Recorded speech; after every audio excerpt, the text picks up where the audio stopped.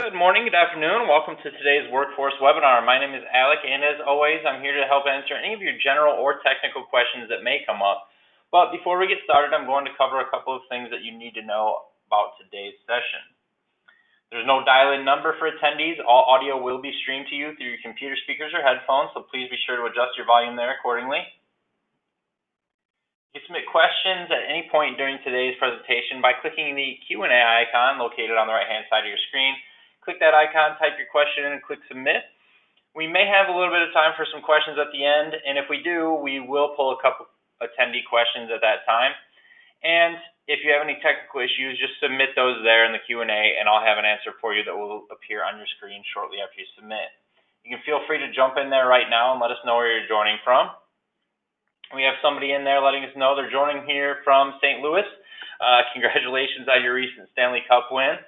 You can download a PDF of the slide deck by clicking on the handouts icon, also located on the right-hand side of your screen. You can download a PDF of the slides and take notes if you like to do that. Today's webinar is being recorded. You're going to receive a link to that recording about 24 hours after the conclusion of today's broadcast. In that same email, you're going to have a link to the PDF and your HRCI and SHRM certification codes for today's event. All right, so in today's presentation, we're very happy to be joined by Beth Wagner. Beth is a master facilitator at Fierce. With more than 17 years of professional development experience, Beth has a unique talent for helping individuals maximize their leadership potential and propel organizational effectiveness. So again, it's our pleasure to have Beth with us. So Beth, let's go ahead and get things started. Awesome. Thanks so much, Alec. Hi, everybody, and welcome. As Alec mentioned, I'm Beth. I'm a master facilitator with Fierce, and I'm really honored to be here with all of you today. So thanks for joining. I'm excited particularly for the opportunity to share with all of you the positive impact that conversations, when we can do them well, can have on organizational culture and specifically on our bottom line. So to get there today, sorry guys, backed up instead of going forward. Okay, there we go. So to get there today, our agenda, we're gonna start with some research that tells us not only is miscommunication common in organizations, but we also, as human beings, tend to blame others quite often for the miscommunication, and then we disregard the role we may have played in it. So we'll talk a little bit about that. We're also going to dive into some research from Harvard Business Review that really confirms and validates that effective communication is key when it comes to the success of high-performing organizations. From there, I'm going to share with you the Fierce foundational approach to closing the communication gap, and I'm going to demonstrate a brief overview of our 5 Fierce conversation programs. So we're going to spend the remainder of the time after that chatting together about the successes of one of our Fierce's clients, and then hopefully, as Alec had mentioned, have a little bit of time left over for a couple of questions from the group. So let's dive right in. If you stop to think about it, conversations really are the work of every single one of us on this call here today. Conversations are also the workhorses of our organization. So conversations are our tool to get things done. They're a key part of our extended business strategy, right? Because after all, what gets talked about in an organization, how it gets talked about, more importantly, who gets invited to the conversation, determines what's going to happen, or on the flip side, what doesn't happen. We have at Fierce taught hundreds of thousands of associates, leaders, executives how to become expert conversationalists. It helps them to save their organization's time and money because they know what to talk about, how to talk about it, and more importantly, why it matters to the bottom line. So by the end of today's session, my hope is that you're going to know a little bit more about that connection between conversations and your individual and organizational success. So before I get a little bit ahead of myself, I want to ask you a question. Consider this for yourself. Have you ever avoided a conversation at work? Yes or no? So this could be as small as deciding not to share your opinion on a project, or as major as choosing to avoid actually having that conversation with your manager about an issue that's been nagging at you for months. but you haven't found the quote unquote perfect time to talk with them. So take a moment and just go ahead and click on yes or no. Have you ever done that? Avoided a conversation at work? We're going to give a couple of seconds for those voting numbers to come in, and then Alec will do the magical broadcasting behind the scenes for us. So again, avoided a conversation at work. Okay, so it's looking like the vast majority of us have. And for those of you that say, no, I haven't, I applaud you, because I think that that is a wonderful competency to have, to be able to enter and invite all those conversations. And for those of you that say, yeah, I've avoided a conversation at some point, it won't surprise you that this isn't unique to just this group on the phone.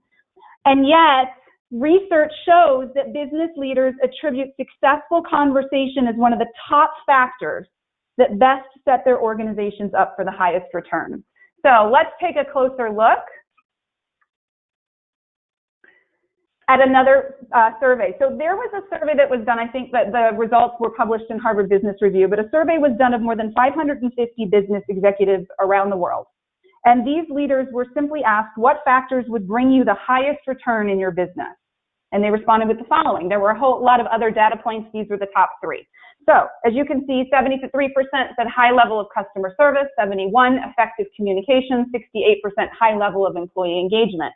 Now, you won't be able to necessarily respond to me on this, but I asked you to think about what do all three of these things have in common, right? I can tell you that I worked for a global food retailer for over a decade. And I know that to deliver that high level of customer service, it requires that we're having ongoing conversations with our customers, right? Same with high level of employee engagement. You can't engage those employees or those people without having those conversations. So while number two specifically called out communication, if we look deeper, it becomes really apparent that effective communication is key to all of these factors that are most likely to bring success. So because effective communication is so critical to bring organization success, we at Sears decided that we wanted to dig a little bit deeper because we wanted to better understand communication, more specifically miscommunication in the workplace. So in a recent survey, we undertook some research. We partnered with Quantum Workplace on trends around miscommunication in the office. And we found that great conversations impact engagement but don't happen regularly enough. And what's worse, employees aren't taking responsibility for that miscommunication. So let's look at this a little bit closer. In this survey, half of the employees we surveyed said they are rarely involved, almost never, rarely directly, never, involved in workplace miscommunication. So that's the it's not me, right? It's not me, I'm not involved in it. But those same employees eagerly pointed out that, as if I can get up to date with my slides, that 81% say workplace miscommunication occurs very frequently or occasionally. Okay, so miscommunication is happening, it's not me, then who is it? It's you, right? So we're inclined to believe it's not me, it's you. We often want to have that favorable view of ourselves. I'll tell you, I don't know anybody that wakes up in the morning and says, I want to be the one to blame for not communicating effectively. I want to be that person. But distancing ourselves from the problems, such as miscommunication, allows us to reason that we're not to blame. It's not our fault, it's other people's fault. And we do this in a way to defend our self-worth. We're human beings, right? We want to have a favorable view of ourselves. We want other people to have that favorable view as well. So if a problem emerges, then blame can be attributed to other sources, like coworkers or leadership.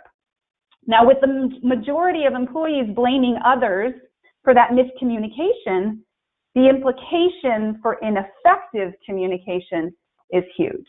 So if you're thinking about, well, what's at stake? What happens when we're not communicating effectively? The impacts of ineffective conversations are as follows. Turnover in top talent start leaving. So people quit. Gradually, then suddenly. That's something we'll talk about in just a minute. But someone's frustration with their position will start to build up over time until they've just had it.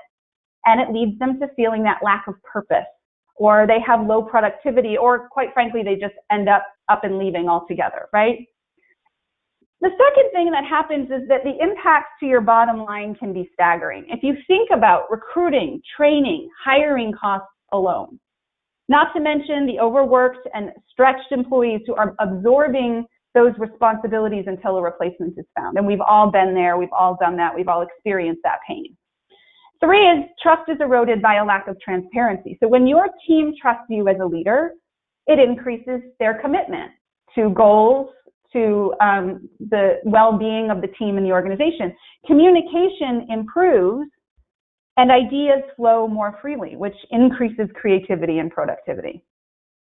And then finally, plain and simple, ineffective conversations lead to confused priorities and low productivity and a lack of purpose. So time and time again, we've seen common costs with our clients in the form of mistakes, reworks, breakdowns, and inefficiencies. And I promise you there is a better way. So while this is the doom and gloom slide for today, we're going to talk about how you can prevent this from happening, how you can start to turn this around if the ball is already in motion.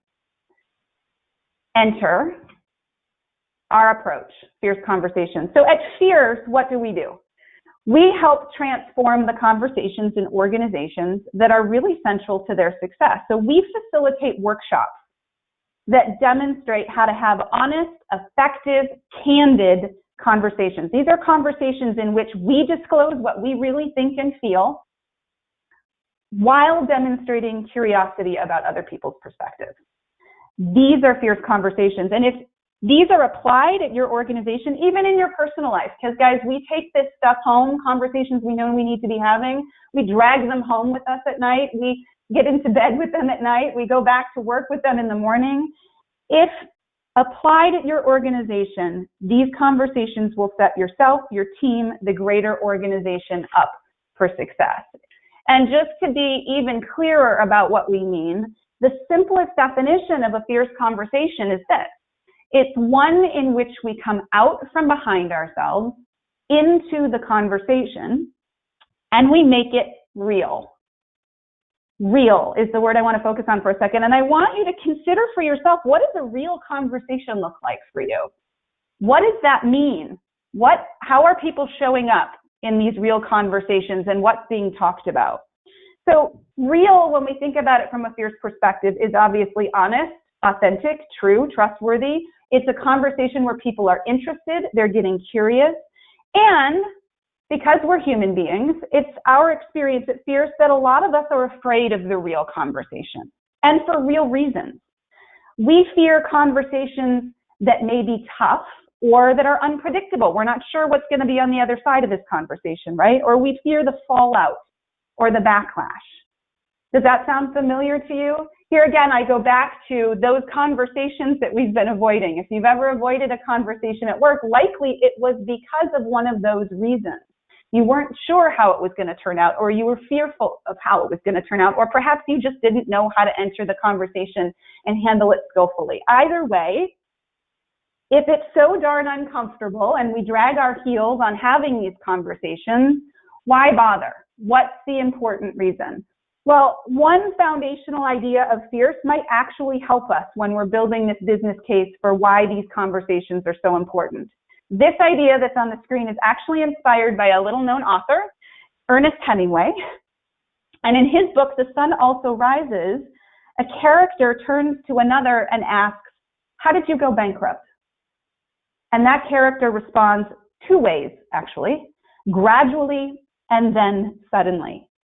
So this is a core belief of Fierce, that our careers, our companies, our relationships, our very lives succeed or fail gradually, then suddenly, one conversation at a time.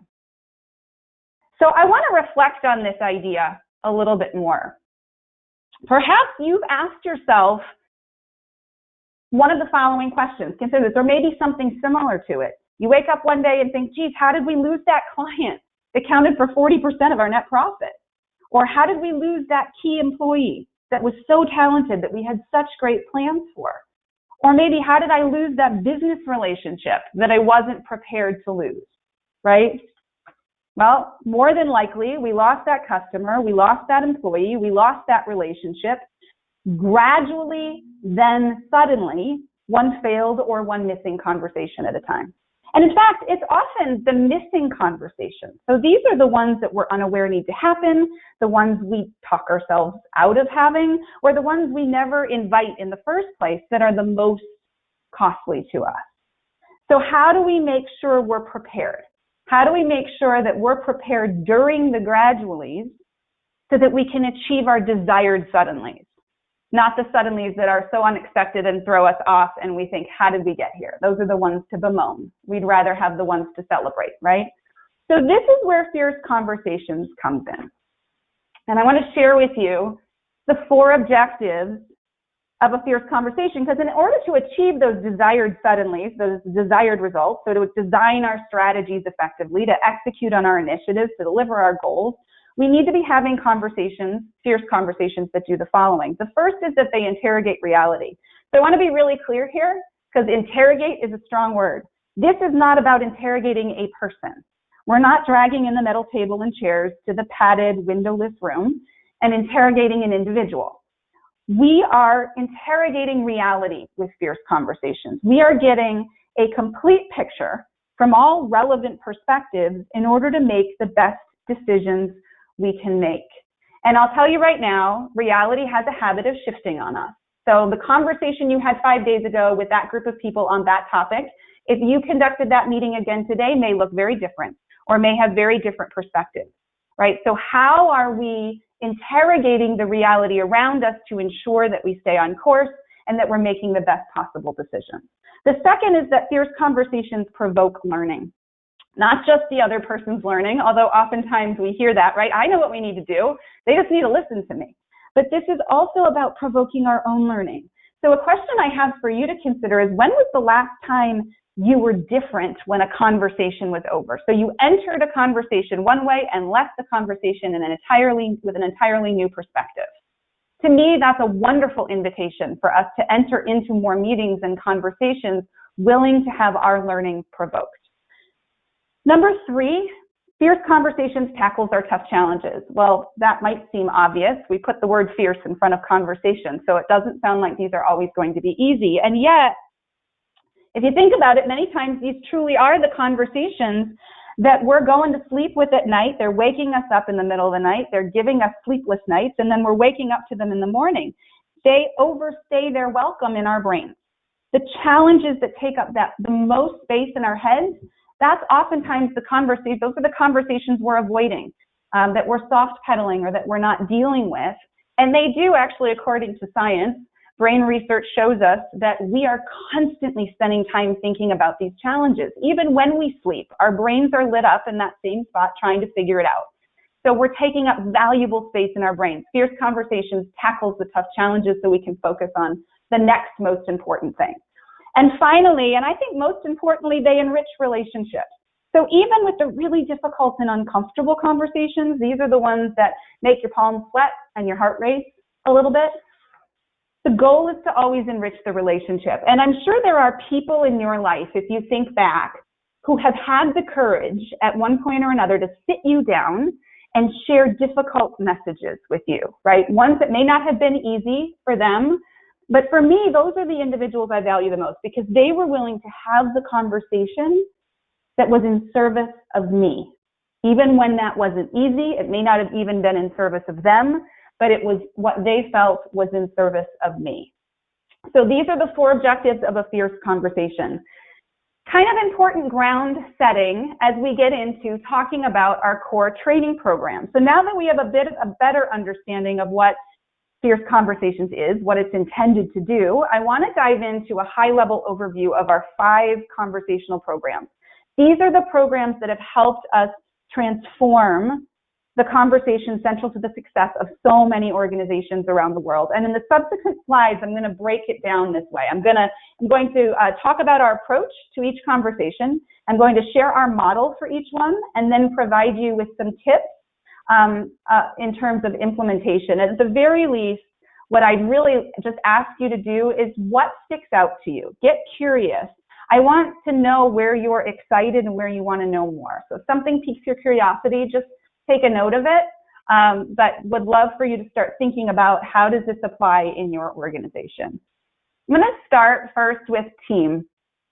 So we're all every single one of us is likely a part of a team, whether that's a large organizational team, a smaller functional team, even if we work remotely, right?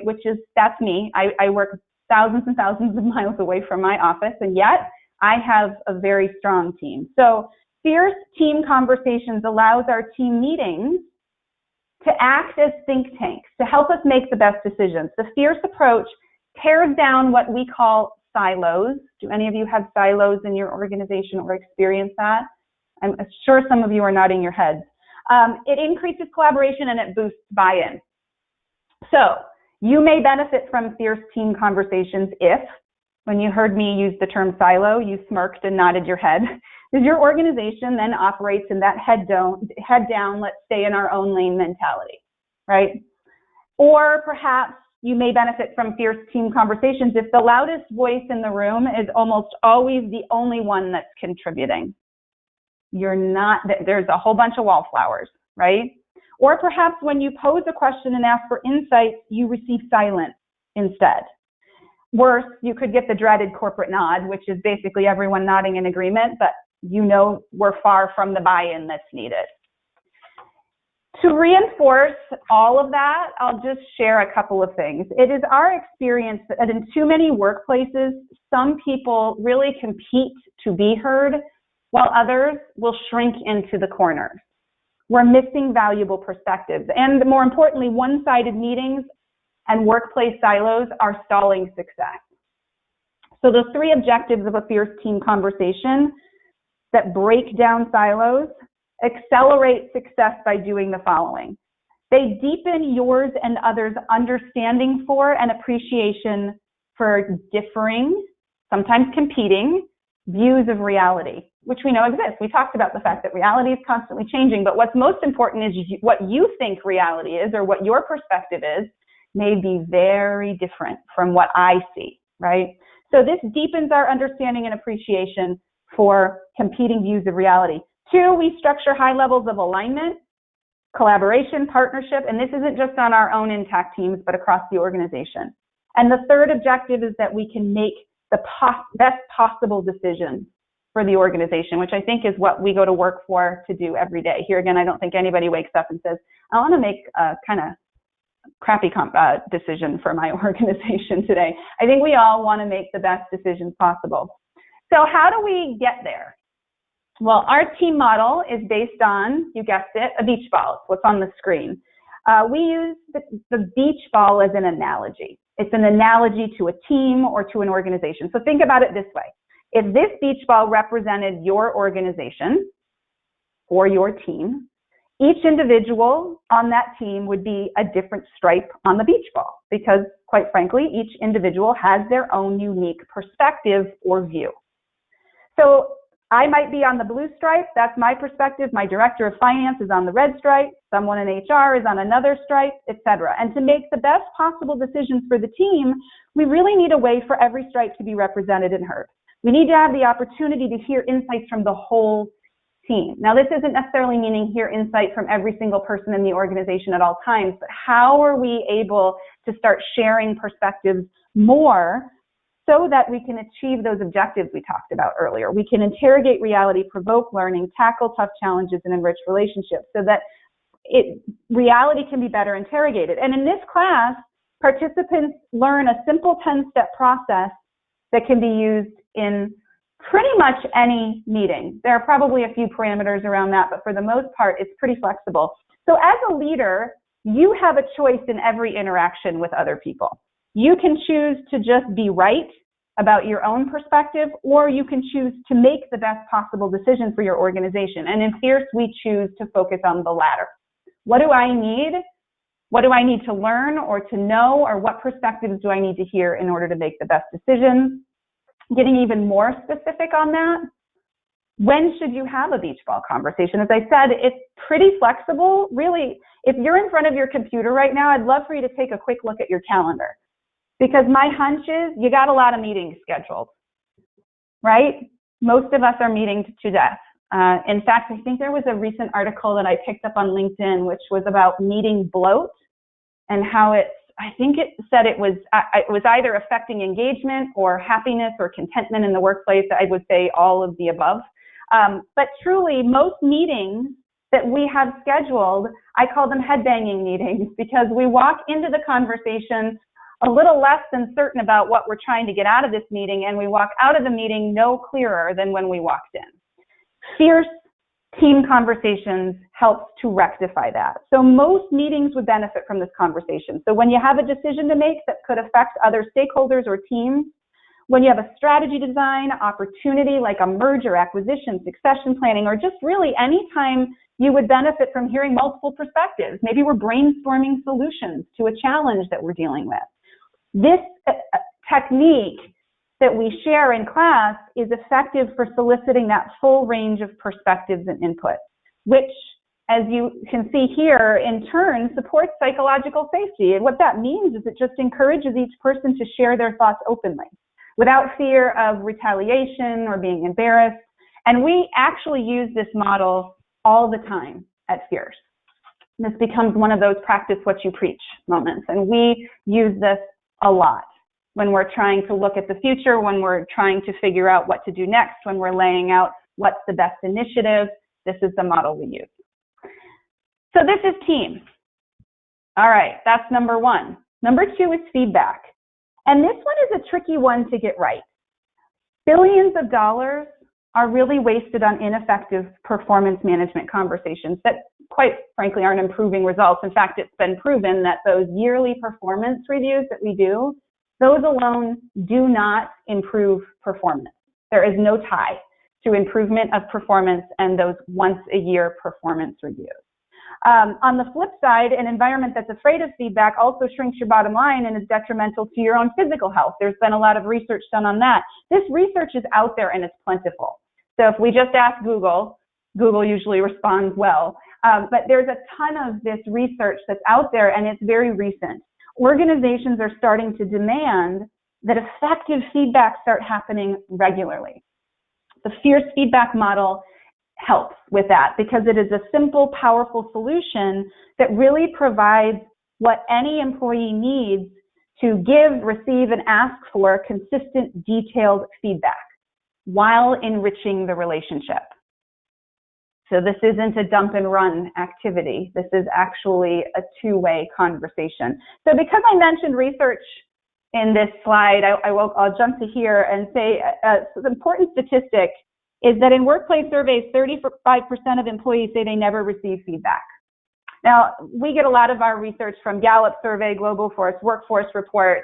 We've got a lot of data and research in our programs that lean into many different sources. But 35% say they never get any feedback. Think about that. I'm a remote employee. If I didn't get a single ounce of information about how I'm doing or what I'm doing well or what I'm not doing well, I'd have a panic attack almost every day. I would. So what's more important and interesting to me is that 65% of those surveys say that with more feedback, they'd be more accountable. So there's your productivity. Fierce feedback explores the challenges of giving, receiving, and truly what I think is a lost art in feedback, asking for feedback, actually asking for it. In this class, participants will learn a model. Again, I'll share that with you in a second, that can be replicated across all forms of feedback to ensure that the message is detailed, timely, and in service. I've used that term before, to the person that's receiving it. And by looking at feedback from both the giver and the receiver's perspective, our learners in the classroom have the opportunity to prepare and explore real feedback in class while receiving coaching from their peers. This is truly, when you think about Fierce, it's a true workshop experience. We don't do role play or get up in front of a room and just start talking for 2 or 3 hours. We actually create real play in our classrooms where people are thinking about the conversations they need to have and preparing to have them. What we often hear, and interestingly enough, this is becoming a trend, what we're hearing a lot from clients is, my company's just so nice. We're afraid. We're afraid of hurting someone's feelings, damaging the relationship. We're nice, but we're still finding challenges. Trust isn't there, or we have high turnover. And so remember what we talked about in this hour. Missing conversations can be incredibly costly, right? Being nice actually isn't so nice. By avoiding the conversation, we cause more harm than good. So when we can reframe feedback as a series of candid, consistent, two-way conversations, then we can spark lasting change, rather than that once-yearly special event, right? Feedback should unfold in ongoing, in-the-moment performance conversations. And actually at Fierce, the definition of feedback utilizes something we've already talked about today. The definition of feedback is to simply help ourselves and others stay awake during the gradually, so we arrive at our desired suddenly, right? And remember, our lives succeed gradually than suddenly, one conversation at a time. So we have an analogy for this. We use the term waypoint to deepen our understanding of why feedback is so important. So let me just share with you that analogy and the model really briefly. For those of you who have heard the term waypoint before, it's usually a nautical term, although this idea of waypoints has become a lot more widespread now that we have these lovely GPS devices built into our phones and in our cars, and the lovely voice that is trying to guide us from place to place. So feedback waypoints are really no different. These are the conversations that help us know where are we and where are we going. They help us get to our desired suddenlies on the quickest route. So waypoint conversations, as we call them in Fierce, aka feedback, are critical when it comes to our ability to stay awake and aware during the gradually. No matter how good we might be at self-reflection, we cannot see ourselves objectively or completely or even accurately. We do need the perspective of others, feedback from others, to achieve those results. We use a very simple model called Experience, Explore, Explain. And you can use this as we teach it for giving, receiving, and asking for feedback. Quite often in a lot of feedback programs, you'll see experience and explain. Here's what I observed, here's why you need to change that behavior, or here's why it's important, or here's why I'm having this conversation with you. In Fierce, our differentiator is in that explore step. This is where we turn this experience into a true conversation, and we're inviting the perspective from the other person. So I share my observation, and then I say, can you tell me what was going on? Or what did you see from your perspective? Help me understand, right? And then if it's required, we explain further why this is important and perhaps its behavior needs to change. So 3 steps: experience, explore, explain, that get replicated across all forms of feedback. And what can you expect from this? Well, you can use this model to create an honest, authentic culture as performance conversations start happening more regularly, as they start happening in the moment, not just once a year. And even more, it'll help you build a culture where feedback is delivered in a way that enriches relationships. And of course, it's pretty obvious, hopefully, as feedback should improve performance and create high-functioning teams. Right? So that's the intent. Okay. So I'm going to go ahead and move on. That's feedback. So we've been through team, we've been through feedback. We're going to dive right into confront. Let's talk about confrontation, said no one ever, right? Confrontation is one of those interesting conversations. It's one of our most popular programs because of the fact that most of us feel anxious, fearful, or at least uncomfortable when it comes down to the point where we have to clearly and directly confront the behavior of others. Now, a lot of people say, what's the difference between feedback and confrontation? There is a difference. In fact, if you think about this, the pendulum swinging to this culture of nice that we've started to see a trend of in business today, what happens is oftentimes we drag our heels on giving important feedback. We don't do it, or we kick it down the road. We wait till the yearly performance review, and really, it snowballs and becomes so bad that we actually have to sit down and say, this needs to change now because here's what's at stake. It's less, hey, I wanted to call this out to you. Here's a development opportunity. I'm not sure you noticed this. Let's work on it together. And it becomes sort of a do or die situation where we say, this needs to change now. So that becomes a very uncomfortable conversation. Sometimes too, confrontation conversations happen when feedback fails. So when we've tried feedback over and over and over again, nothing's changing, so now we need to confront the behavior. This is not HR related, so I'd like to share that up front. This is all proactive, human-to-human interaction that doesn't require a performance improvement plan, and quite frankly, takes HR out of the mix a little bit, because we're always delegating that conversation to HR. I've been in an HR function for the majority of my career, so I get it. And as leaders, as individuals, we can have these conversations, and they can enrich the relationship. So we see confrontational conversation as a battle to be won, oftentimes. We even use, we as in the general population, not fierce, but we may use confrontational language because it feels like it warrants it. So we say, I'm going head to head or toe to toe with that person. The purpose of fierce is to expand our context on what it means to confront behavior. And more importantly, in our classrooms, to give participants the tools and the confidence to confront their toughest issues with a lot of courage, confidence, and skill. So my question is, what if instead of confronting a person, you looked at it as confronting the issue? Instead of going head to head, you're approaching this challenge shoulder to shoulder with the other person in search of the truth and in search of the solution. In this program, we start to talk about some pitfalls that all of us stumble into when we're trying to confront behavior. So these are strategies, approaches that we use that can become problematic, even though on the surface they seem nice, or they seem perhaps it's more avoidance or preparation, but they can become problems. So the first is we start the conversation with, so, how's it going? This is a common approach, and it seems benign, right? Why wouldn't we ask that question?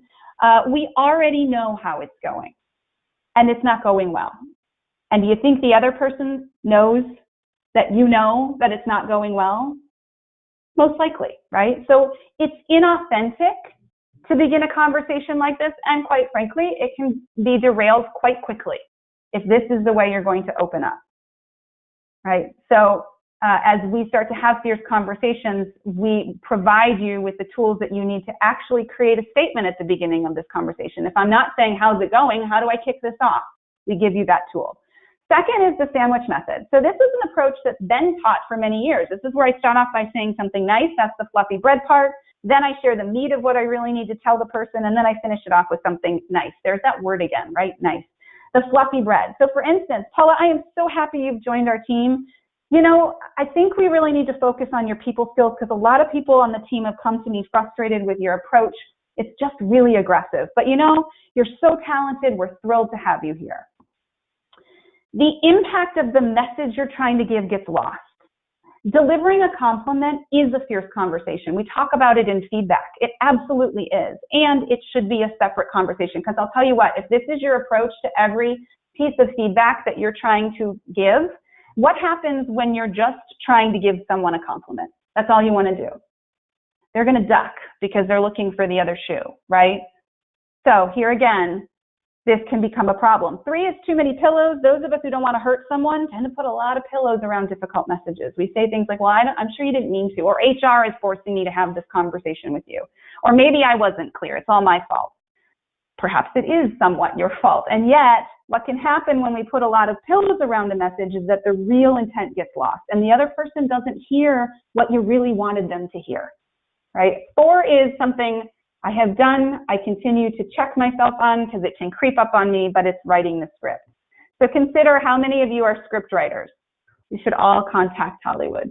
I have done this so much, and this is where obviously we decide in our own heads how the conversation is going to go, right? I'm going to say this. They're going to get defensive because I've known them for 25 years, and this is what they always do. I'm not going to like it, so I'm going to say this back. And you know what? This is not even worth having. This conversation is dead before it even began. It's important to prepare for these conversations. We know that, and even to write out your opening statement and practice it. The trouble comes when we try to write a script for the other person. Because, spoiler alert, the conversation is never going to go the way that we scripted it, right? So that's number 4. We do start to pick apart a lot of this in class when we're teaching this model. And 5 is the dump truck. So this is for all of us conflict avoiders. I know it's a lot of us. Go ahead and raise your hand high and proud. We're notorious for avoiding the conversation, right? We store up our frustrations. We consider ourselves good people. We don't want to hurt feelings. We don't want to be the mean person. So we store up until finally one day it all comes rolling out at once, kind of like that closet that we have, all of us, or the drawer in our house where we just fill it, and to open it is a disaster because it all comes tumbling out. So what if you delivered the message with courage and skill before it became that explosion?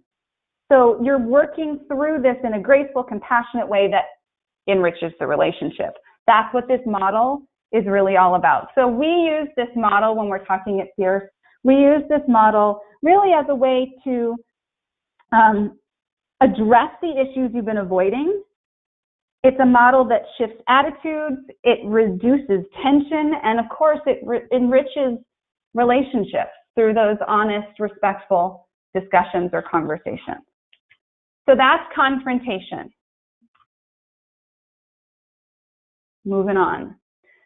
Coaching. Our coaching program is perfect for those who are finding that their one-on-one conversations or their coaching conversations are stuck in advice giving mode. Ask yourself, consider, in your one-on-ones, whether it's with your team members, other team members, peers, are you discussing what's most important? Or do you feel as though you're sort of just scratching the surface? Maybe you feel like you or others are constantly coming back to the same problem over and over again, and there's not a lot of forward progress being made, right? You're lingering on the edge of a conversation. When we skim the surface, rarely does that prompt action. In these conversations, we need to be going deeper. The Fierce coaching conversation is quite powerful because it prompts what we call self-actualization, self-generated insight. It uncovers solutions, stimulates action, unblocks those professional paths so people don't feel so stuck, because we all find ourselves there, right? I can tell you a dozen different times in my career where I felt incredibly stuck. And it really ended up being either myself, working myself through that, which wasn't very easy, or the relying on other people to support me. This Fierce approach exposes the difference between advice giving, which is important. So I'm not saying don't ever give advice, and yet consider that advice giving is ineffective when we're trying to achieve having someone come up with their own solutions, right? The most effective solution. So the Fierce approach shares the difference between advice giving and self-generated insight. And in doing so, really, the coachee can recognize and come up with their own solutions, so they're empowering themselves to discover their own development path to reach the results that they want to reach. In this class, we also explore research. So again, research is important at Fierce. This isn't just nice information or things that we think would be interesting to try. We rely heavily on research, data, and years of client experience and working alongside thousands and thousands of leaders. But we explore that research that shows how advice giving or telling someone what to do is less than effective. And in order for insights to be useful, they have to be generated from within. So coaching, our coaching model, is a curiosity model. It's a question-based model, and we expose participants to what we name our mineral rights model. So this is another analogy, but really depicting the importance of going deeper in our conversations as a way of drawing out those solutions, which of course we know will translate better into action than advice giving. So this model is called mineral rights. You can probably guess why, because it's allowing us to dig deep or to mine for greater clarity, for improved understanding, and for impetus for action. Through questioning, the coach actually gets to drill through layers of resistance. Here are some examples. This is not all of the layers you always drill through when you're coaching someone who's stuck, but they might pop up for you. It helps to build trust. It helps to uncover what's next and the right action to take. And truly, we're focusing on that impetus for action. We are coaching to progress. We're not coaching just to hear ourselves ask questions. This is an effective model that will help people to develop, to move forward, to make the best decisions for them so that they can reach the goals that they desire. I will also say that in this model, I'm not going to share with you every step of this coaching conversation, but we do have the opportunity in class.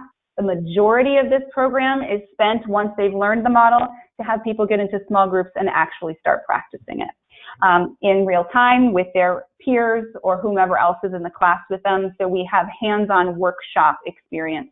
So you can use this model for a couple different reasons. First, when you're really looking to provide that encouragement or push for action or change, help someone get unstuck. When you want to stimulate those self-generated insights and that curiosity. When you want to surface and address issues for that person that are critical to success. And this is really for that other person to be addressing, the coachee to be surfacing and addressing issues that are critical to their own success. And learning more by asking clarifying questions, deepening that understanding. This really supports provoking learning, right? We are provoking learning for the coachee so they can make their next move or the best decision for themselves. Okay, last up is delegation. So this is always an interesting word, and I get some very interesting reactions from people when they think about delegation. Delegation is an often misused, sometimes underutilized form of development. And oftentimes we think about it as the dump and run activity, right? How quickly can I dump something on this person's desk without making eye contact and run the other way so they can't stop me? Or I feel like I'm overloading my team. And so people are reluctant to lean into delegation as a true form of development. Fierce delegation conversations will allow you to free up more time for other responsibilities for you, to develop team members, and to deepen individual accountability. And this program provides an effective tool that we can accomplish all three of those objectives with. So delegation conversations help identify clear actions so everybody understands their authority on making decisions. What is my decision-making authority? It's going to provide that clear upward path of development. It's going to help develop leaders within the organization and allow employees to take on more challenges, more opportunities. How do we do this? How do we do this? At Fierce, we introduced a tool that we call the decision tree, which I'm going to share with you in just a moment. So the decision tree model really allows leaders and team members to gain role and responsibility clarity while increasing accountability across the board. So this is a graduated step approach to greater accountability. And an important differentiation here is that these are ongoing responsibilities. Decision-making responsibilities, not tasks. You know, we can also be put off by delegation because we think in terms of the task at hand and not picking our heads up and looking at the responsibility or what it is we're trying to develop, that competence, and how this responsibility or project or client is going to help push our boundaries or the boundaries of our team so that we can increase our bench strength. Let me share with you briefly what this looks like. So yes, people need to learn a few new terms. So let me just start by saying we use the tree analogy because it truly is about growth and development, right? So a perfect image. And with that, we have 4 levels: leaf, branch, trunk, and root. Let me quickly describe these. If I was giving a team member a responsibility at the leaf level, I'm saying to them, go ahead and make the decision, act on it, and you don't need to report to me. This is yours. You own this. This is in your wheelhouse. I mean, ask me questions if you want to, but I don't need to have any part in this anymore. You've got this, right? You've got this client or you've got this project. If we're giving a responsibility to someone at branch, then we're saying, okay, make the decision, act on it, and then I just want to be looped in. So report that back to me. If it's in weekly calls or every other week or monthly, I just want to be in the know.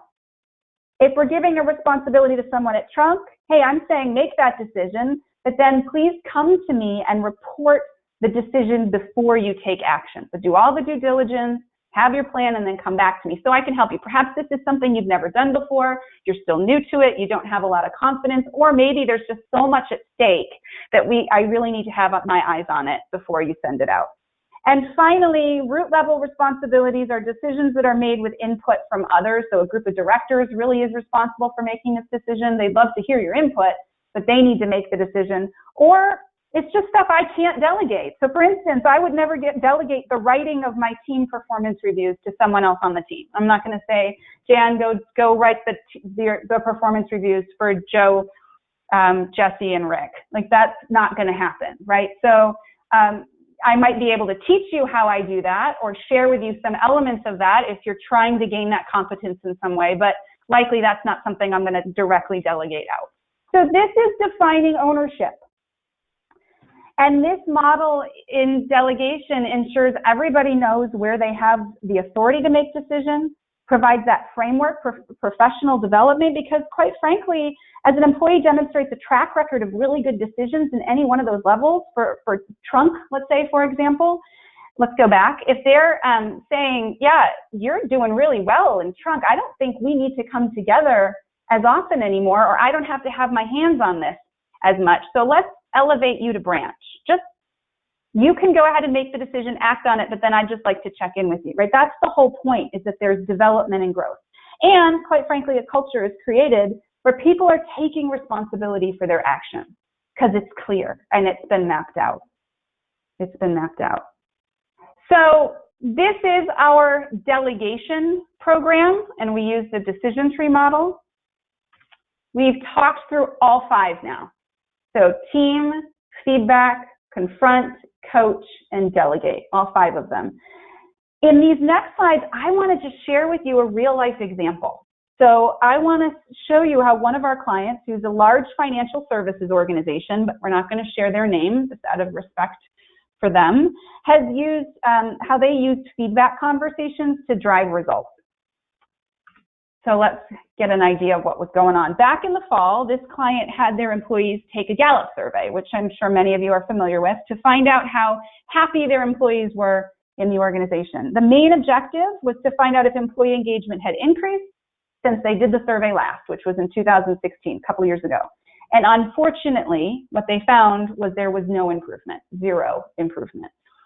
So what were the issues that they were dealing with? The major issues that were flagged were that employee opinions were being asked just to check a box, to show the organization was being collaborative, but that senior leadership wasn't really interested in listening. Development discussions weren't productive or robust. Top talent was frustrated, so they were leaving the organization. Employees who were happy with no feedback and avoided the tough conversation and were happy with the status quo were the ones that were sticking around. So still, there wasn't that level of satisfaction or necessarily engagement or conversation. It was clear from the results that there were problems. There were problems in trust and leadership. Simply put, people didn't feel heard, and it was just causing them to feel incredibly frustrated. So what was a pretty disheartening conclusion from the survey actually turned into a blessing in disguise, because around the same time that the employees were taking the survey, several employees had recently attended a Fierce Conversations course in New York, of which Fierce Feedback was actually taught. And when they came back from this class, they told their colleagues immediately that they had the answer. Here's what's going to solve this engagement issue. We need to reinforce the need for communicating authentically on all levels and foster that open feedback culture. So after connecting with us, the organization began teaching feedback to senior leaders through certified facilitators. And once those classes were complete, all other employees were encouraged to participate, of which more than 90% have currently done, nearly the entire organization. And what came next was what was most extraordinary. So our client has told us that the shift in how employees carried themselves was palpable after these workshops. They were confident in asking for feedback. They felt more empowered within the organization. They told us that employees have been incredibly enthusiastic in the classroom and even solving problems with their coworkers on the spot with this new tool. Morale has improved, and employees have been reporting back that they've been practicing the Fierce Feedback on a regular, continuous basis. In fact, the exact words, I think, were this: they've been asking for feedback, they being employees, being courageous and asking tough questions. So what we're excited to see is what the next Gallup survey that they take, those results look like, because employees will be retaking that Gallup survey soon. Our client is highly confident that this time they're going to see that needle move with their engagement results, that they increase, and we're pretty excited and pumped to see those results for that organization as well. So this is just one of so many examples of organizations that have trusted the partnership with Fierce, have brought Fierce into their organization, and have really started to see that needle move or the culture shift. So if we were to think about, because I think we're coming up on time and I want to save room for at least one or two questions, what's the recap? What are we thinking about and taking away? If you want to, you can capture this screenshot or you're going to get the PDF. So I'm just going to barrel through these, but really think about it. Actively engage with your colleagues, your teammates and your leaders, and seek perspectives. This is team. As we think about team, how often are we just listening to the loudest person or not allowing all of those perspectives to be heard to make the best decision? 2, encourage feedback in the moment. Don't save it. Don't save it for pre-scheduled meetings. Don't save it for once a year. Have these conversations as they come up, as you see them day in and day out. Have a one-on-one conversation with someone and dive deeper into the issue that's most pressing for them. This is, again, not creating a conversation when you're coaching out of your agenda, but coaching by figuring out what's most important to them and allowing them to generate that insight for themselves. Stop procrastinating or avoiding confrontation. Name the issue, be fully present until you have reached a resolution that works for both parties. And finally, delegate. Identify those top time-taking responsibilities that you think others would benefit from taking on, and really assess the capacity of your team. Start to think about it in terms of levels of delegation rather than a dump and run activity, and begin to free up your own time so you can focus on what's most important for you. So this is where I challenge you to really take a deep look into what we've talked about today and think about it. Where are you? Where's your team? Where's your organization struggling the most in your communication? And which Fierce conversation do you think you and others might benefit from? From there, what's next? Kickstart your conversations. We've got some resources for you. We've got free stuff. So download our ebook, The 5 Conversations You Need to Start Having Today. This reviews in even more detail what we just talked about. And you can access the book through the link on your screen. Also, my wonderful colleague Rebecca is going to put it into the chat box. She just actually did. She put in both, because we're going to move on from this slide. So check the chat box for those links.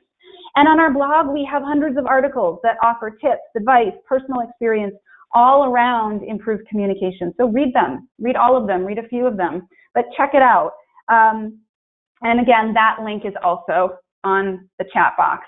Just finally, is reach out to us. You can contact me. I'm on LinkedIn. Go right ahead. We also have an email address for Fierce there, but we have presence everywhere virtually. So feel free to start a conversation. There's no commitment in starting the conversation with us. We'd love to have one with you though, and continue to talk about the needs of your organization and how we can help. So with that, I think, Alec, I have 2 minutes and I have time for a couple of questions, hopefully. So I'll toss it to Alec to figure out what's pressing with this group. Yeah, thank you, Beth. We do have time for maybe one question here, so I'm going to send this one to you. What are some tips for those of us managing a team for how to foster a positive attitude towards feedback, particularly when inheriting a team that has had negative experience with feedback before? Yeah, wow. So fostering a positive attitude towards feedback. My one true piece of advice is to model it. I think one thing is to uncover, sort of maybe asking what our past experiences have been, and then identify where and how and why feedback will help us as a team to continue to reach our goals and foster relationships. And my biggest piece of advice is to do it. Model the behavior that you want to see in others and show people the benefit that feedback can have. So that, in a nutshell, since we don't have a lot of time, that would be my one piece of advice. It's a good question. Do we have time for one more, or are we at the end? I do want to be respectful of everybody's time, so I think we are going to cut it here, Beth. But thank you so much for taking the time. A lot of great information was shared there. Remember, everybody, that this was being recorded, so you will be able to go back and watch through all of this great information again. That should be available to you about 24 hours after we close things down today. Again, thank you, Beth. Thank you to Fierce for sponsoring today's webinar. It's been a pleasure working with them on this event, and I hope to do some more work with them in the future, and we appreciate their support on this webinar program. Again, thank you to Beth. Thank you to Fierce. Thanks to everybody on the line for attending. We'll see everybody back here for our next workforce webinar, which will actually be tomorrow, June 27th at 2 p.m. Eastern, 11 a.m. Pacific, titled Making an Impact, the candidate experiences that matter the most. So thank you again, everybody, and have a great day.